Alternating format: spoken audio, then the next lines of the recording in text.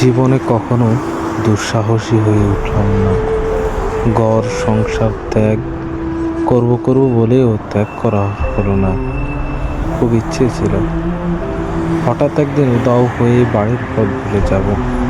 পায়ে থাকবে ক্ষয়ে যাওয়া স্যান্ডেল, কাঁধে ঝোলানো ব্যাগ, পরনে ধূসর পাঞ্জাবি, উস্কো খুস্কো চুল, মরছে ধরা চেহারা, কিন্তু ঠোঁটের কোণে থাকবে তৃপ্তির এক দীর্ঘ হাসি।